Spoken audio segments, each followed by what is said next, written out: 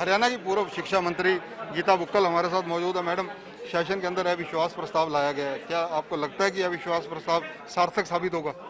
देखिए, अविश्वास प्रस्ताव हम लोग लेकर आए हैं क्योंकि मौजूदा सरकार जो है वो जनता का और जनप्रतिनिधियों का विश्वास पूरी तरह से खो चुकी है।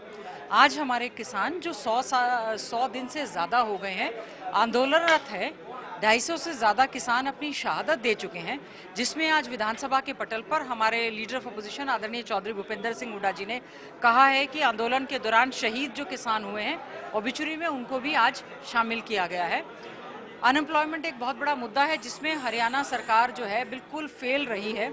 जॉब्स देने की बजाय जो ऑलरेडी एग्जिस्टिंग उनकी जॉब्स थी उनको इन्होंने निकालने का काम किया, उन भर्तियों को कैंसिल करने का काम किया है।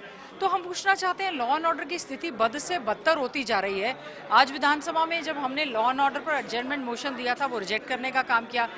इतने ज़्यादा शूट आउट्स हो रहे हैं, लूटपाट की घटनाएं हो रही हैं, एक्सीडेंट्स, इंसिडेंट्स। प्रदेश में जो है कानून व्यवस्था की नाम कोई चीज़ रही नहीं है। युवा दर दर की धक्के खा रहा है, किसान धक्के खा रहा है, व्यापारियों का व्यापार खत्म हो गया, इंडस्ट्रीज फैक्ट्रीज यहाँ से कुछ कोरोना की वजह से, कुछ इनकी नीतियों की वजह से यहाँ से जो है वो पलायन कर चुकी हैं। यहाँ पर महिलाओं के साथ अत्याचार लगातार बढ़ता जा रहा है। ग्राफ उनका national crime bureau of India के आंकड़े ये बता रहे हैं। तो हमारा प्रदेश जो कृषि प्रधान प्रदेश, इसमें हमारा अन्नदाता ज़्यादातर आंदोलनरत है। तो अविश्वास प्रस्ताव हम लेकर आए हैं जो कि 10 तारीख के लिए मंजूर हुआ है। हमें पूरी उम्मीद है कि बहुत सारे साथी, चाहे वो इंडिपेंडेंट हैं चाहे जजपा के हैं, वो इस बात में, इस मुद्दे पर किसानों का पूरी तरह से साथ देने का काम करेंगे। जो 75% रोजगार की बात जेजेपी के चुनावी घोषणा पत्र में थी वो इम्प्लीमेंट हो चुकी है, गवर्नर का धन्यवाद भी किया। कोई इम्प्लीमेंटेशन नहीं है। चुनावी वायदा उन्होंने तो सारी की सारी नौकरियों में देने का बात किया था। जेजेपी के लोग और डिप्टी सीएम भी यहीं थे जब ये एसडीओ इलेक्ट्रिसिटी की जो भर्ती निकली है उसमें तो 80-85% से ज़्यादा जो हैं वो बाहर के लोग लगे हैं। और लगे हाथों ये डोमिसाइल जो रूल्स हैं उसमें अमेंडमेंट एक लेकर आ गई कि जो 15 वर्ष की बजाय 5 साल का निवासी होगा उसको मिलेगा। तो जो भर्तियां हुई जिसमें ज़्यादातर बाहर के लोग नौकरियों में लगे हैं, केवल मात्र अगर हरियाणा का कोई लगा था तो वो रिजर्व कैटेगरी के एससी या बीसी लगे थे, उस पर भी कुल्हाड़ी इन्होंने मारने का काम किया है। आप उनसे पूछें, जो इंडस्ट्रीज फैक्ट्रीज चली गई थी, 8 लाख से ज़्यादा प्रवासी मजदूर इस प्रदेश को छोड़कर चले गए। आपने उनको लाने का, इंडस्ट्रीज को चलाने का, ये जो हमारी स्मॉल एंड मीडियम इंडस्ट्रीज थी उनको आपने लोन देने की बात कही थी।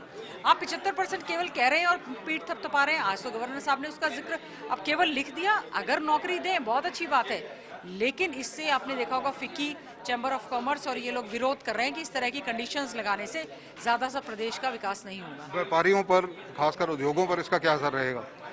देखिए, जो व्यापारी वर्ग है उनको तो ये समझ नहीं आ रहा है कि इस तरह के कानून बनाकर सरकार उन पर थोपने का काम कर रही है। इसमें कोई भी कानून बनाने से पहले, जैसे कृषि के 3 कानून हैं, उनकी सलाह ली जानी चाहिए थी। ऐसे में जो इंडस्ट्रीज, फैक्ट्रीज, व्यापारी जो हैं, जो यहाँ पर काम धंधा चला रहे हैं या उनकी ऑलरेडी एग्जिस्टिंग एम्प्लॉयमेंट जो है वो आउटसाइड से होती है या उनकी इंडस्ट्रीज ऑलरेडी दूसरे स्टेट्स में लगी होती है, उनकी इंटर ट्रांसफर्स होती हैं, इसमें लेबर लॉज की बात है, इसमें सोचना चढ़ेगा। उनसे बिना बातचीत के इस तरह का जो कानून लेकर आए हैं, ऐसा ना हो कि हमारा युवा जो है बेरोजगार की वो इंतजार कर रहा है। जब तक उनको रोजगार आप नहीं दे रहे, चाहे उनको बेरोजगारी भत्ता दें, लेकिन इस तरह का लॉलीपॉप देकर आप उनको बहकाने का काम ना करें। इस विधानसभा सेशन में आप कौन कौन से मुद्दे ऐसे हैं जो अहम उठाने जा रहे हैं और बजट कैसा सीएम साहब आप उम्मीद करते हैं लाएं? आज महामहिम राज्यपाल महोदय का अभिभाषण था। महामहिम राज्यपाल महोदय ने कोई भी सरकार की जो अचीवमेंट्स हैं वो गिनवाने का काम नहीं किया। 2-2.5 मिनट के बीच में उसको पढ़ा हुआ मान लिया जाए तो हम लोग पढ़ेंगे, क्योंकि उन्होंने इसलिए नहीं पढ़ा क्योंकि कोरोना की आड़ में घोटाले और घपले जो हुए हैं, शिक्षा के अधिकार कानून का जो यहाँ पर हनन हुआ है, फैक्ट्रीज इंडस्ट्रीज जो यहाँ पर चली गई हैं, शराब घोटाला जो यहाँ पर हुआ है, रजिस्ट्री घोटाला जो यहाँ पर हुआ है, पोस्ट मैट्रिक घोटाला जो यहाँ पर हुआ है, धान घोटाला जो यहाँ पर हुआ है, इसकी चर्चा सब लोग करते हैं। तो महामहिम राज्यपाल ने केवल इसको पढ़ा हुआ मान लिया, कह दिया। अब जहाँ तक बजट की बात कर रहे हैं, हम उनसे जानना चाहते हैं कि कोरोना की आड़ में बहुत सारे कट आपने लगाने का काम किया। आपने अभी बहुत सारे कर्मचारी ऐसे हैं जिनको कि अभी तक सैलरी नहीं मिली है, तो हम उनसे अच्छा है, प्रदेश का बजट बहुत अच्छा होना चाहिए।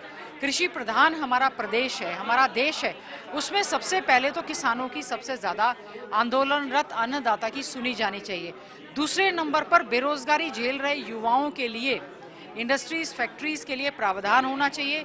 नई स्मॉल एंड मीडियम इंडस्ट्रीज जो आना चाहती हैं उनको लोन का प्रावधान होना चाहिए। शिक्षा के लिए आपने कहा था कि कोरोना काल में स्कूल आप खोल नहीं रहे हैं, स्कूल नहीं खोले तो आप टैबलेट और स्मार्टफोन देंगे, आज तक वो नहीं दिए गए हैं।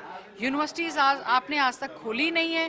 तो बजट में जो महंगाई इतनी ज़्यादा, रसोई गैस जो है इतनी ज़्यादा महंगी हो गई है, तेल इतना महंगा हो गया है, डीजल इतना महंगा हो गया है, इनकी वजह से आम जनमानस पर महंगाई का जो बोझ पड़ा हुआ है उसको सरकार को कहीं ना कहीं सोचना चाहिए। हमारा प्रदेश जो स्वास्थ्य सेवाओं में अव्वल हुआ करता, आज वो एकदम से पीछे चला गया है।